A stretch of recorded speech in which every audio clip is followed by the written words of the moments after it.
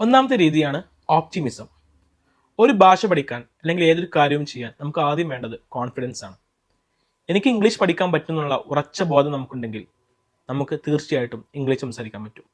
അതോടൊപ്പം തന്നെ നമുക്കുണ്ടാവേണ്ട ഒരു ക്വാളിറ്റിയാണ് എംബ്രേസ് ദ മിസ്റ്റേക്സ്. തെറ്റുപറ്റൽ സ്വാഭാവികമാണ്. ഏത് പുതിയ കാര്യങ്ങൾ ചെയ്യുമ്പോഴും നമുക്ക് തെറ്റുകൾ പറ്റാറുണ്ട്. നീന്താൻ പഠിച്ചപ്പോഴാണെങ്കിലും സൈക്ലോട്ടാൻ പഠിച്ചപ്പോഴാണെങ്കിലും എല്ലാം നമുക്ക് പിഴവുകൾ പറ്റിപ്പോയിട്ടുണ്ട്. ഭാഷ പഠിക്കുമ്പോൾ മാത്രം പിഴവുകൾ പറ്റാൻ പാടില്ല എന്നത് ഒരു മോശം വാശിയാണ്.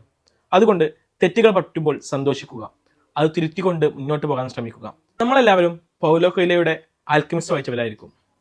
അതിൽ പറയുന്ന കാര്യമുണ്ട്, നമ്മളൊരു കാര്യത്തോട് അധികമായിട്ട് ആഗ്രഹിച്ച് അത് നേടാൻ വേണ്ടി ഇറങ്ങിപ്പുറപ്പെട്ടാൽ അത് സാധിച്ചു തരാൻ ഈ പ്രപഞ്ചം പോലും നമ്മുടെ കൂടെ നിൽക്കുമെന്നുള്ളതാണ്. റോണ്ടെ ബൈറിന്റെ വളരെ പ്രസിദ്ധമായിട്ടുള്ള ദ സീക്രട്ട് എന്ന് പറയുന്ന പുസ്തകത്തിലും ദ ലോ ഓഫ് അട്രാക്ഷൻ പറയുന്നത് അത് തന്നെയാണ്.